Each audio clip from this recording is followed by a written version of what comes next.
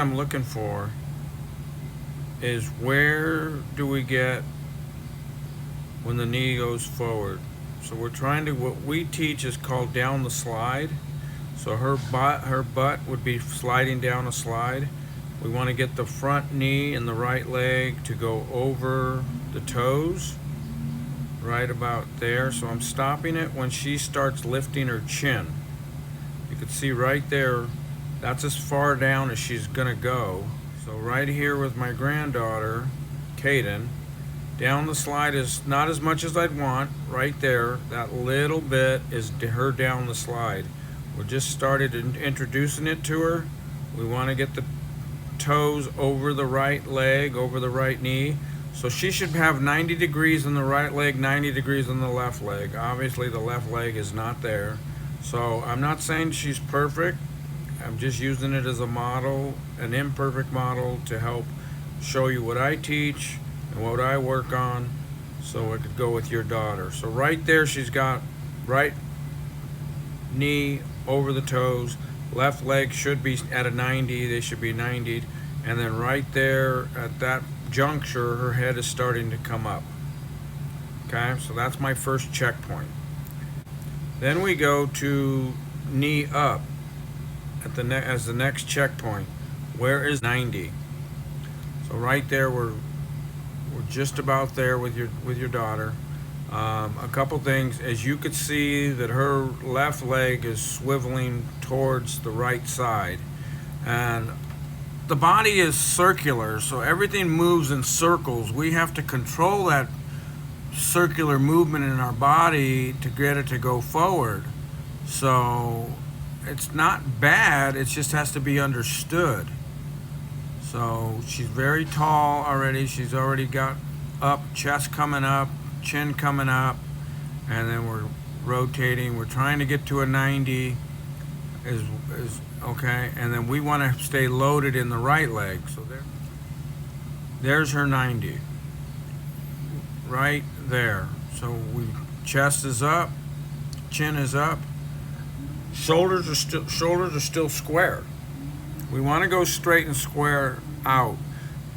What creates power is the hips driving forward and into the whip. If the hips, as soon as the hips turn, the forward momentum is stalled. It's done. So we work very hard on achieving this posture, and then trying to stay loaded in the right leg so that it can push. Now we're going to go to toe touch. And right here, as we're working towards toe touch, usually when the ball is straight out at the shoulder, they want the right foot to be released from the plate. Okay, so that's one checkpoint. I like the elbow up on the glove side. The right arm never reaches out. We teach what's called elbows up, and then we will separate from there and pull apart the back. Pull apart from the elbows. We're trying to separate there, and then at toe touch and landing, and I think she does an excellent job right here.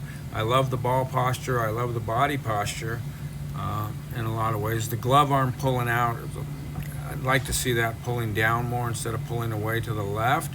My guess is it pulls to the left because the body spins to the right so hard it's got a counter. 90, we want to get elbows up right there. It could be a little bit better. And then we want to separate, elbows separate. So her glove arm doesn't really swim out as aggressively. It goes out a little right there. I see that. And so we're checking when the front knee gets loaded, which would be right there. So that's the posture, very similar to your daughter's. The difference is Kaden's right knee is already turning underneath her. And look at your daughter's right foot and posture, real close. It's not. And then Kaden's is right underneath her, and the knee is starting to turn underneath right there. If you look at her right leg, it's starting to pull underneath, and that's where we're trying to get the hips to close up and contribute more power. So right there, your daughter's knee is rear leg is lagging a little bit, not bad, And I love her posture there and her finish. Okay, I'm really like that. Now, Caden's finish is she'll curl in, and I think Rick talked about spinal extension and spinal uh, extension and compression or something like that. I don't remember exactly, but she kind of overdoes it a little bit. She's been working on her landing, but everything's out. The energy's all gone. And so I'm not saying this is perfect. I'm just saying, giving you an example, okay? Now we go to the back, and it's tough because the shirt, angle of the shirt, so I'm really trying to look at the hip line. But as you can see, it almost looks like she's reaching with the left shoulder, and then up, or see her head go up. So that throws off the hips a little bit. We're not getting equal pressure down. I'm trying to measure downward pressure. Granddaughter does a little the same. There's her downward push. See both hips pushing. See it, look right there, right there. And then she's got a little twist right there. So very similar in some regards, but we're trying to push down. Okay, so your daughter gets right there, but then she gives it up by twisting the shoulders. Look where my granddaughter's shoulders are compressed. You're compressed and then turning. Yours is turning and compressing. A little variation. Okay. I love the no backswing. I really do. I love what your daughter's doing right there. I like it. Okay, and then she cleans up real well right here, I think. Push. Right there she gets good projection right there of the hips going forward. That's a good picture of that. So she does create a lot of energy in the right way. So right there we're trying to get that push with the right leg. So what we're looking for is driving with the right leg. I talked about the toes, and you have your big toe and your next toe, and then you have your three little toes. We want the weight over the three little toes as much as possible. It's not easy to do, and it takes real work and effort. The three toes are solid for pushing. The big toe and the next toe next to it are more spinners.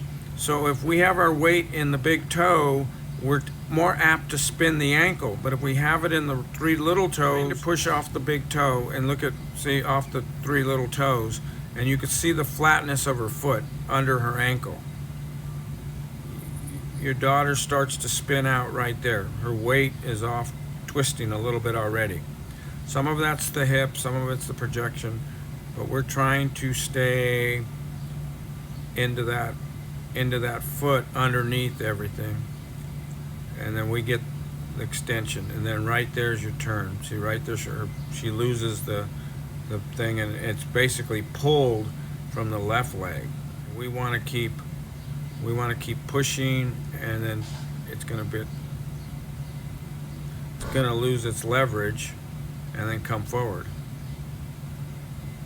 I wanted to give you a front view. I don't have a front view for you, but right there, if we could clean up, and this is what Rick's saying, stay in your sprinter's posture longer. This is what he's talking about right here. And I can show you a little bit of that, talk to you about that. So that's what he's talking about when he says stay in your sprinter's posture longer. Okay, and I'll show you. That's the down the slide. And then you can see how we turn there. See, so again, the body is spiraled. Everything rotates, and you have to control the rotation to get the energy to go forward. And then whip. And there's an example. Okay? All right, so I'm going to record.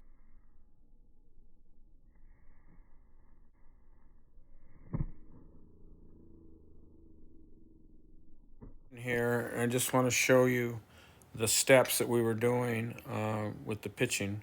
So our first step is down the slide, Now, right there, she got a very little slide for hers. I'd like to stay a little longer. Her left leg, I'd like to stayed bent at a 90 degrees, but other than that, okay, let's move forward. So then we talk about having a bend in the right leg and having the stride leg up at 90. See her ball's still at her waist or there about her waist. So it was knee up and then elbows up. So her elbows are going up right there.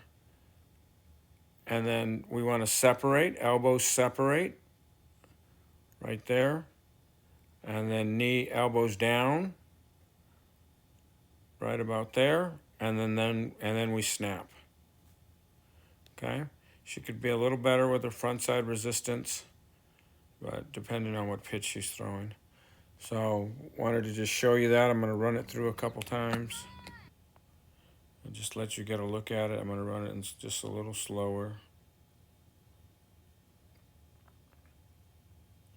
so that you can kind of copy it and emulate it with your daughter a little bit.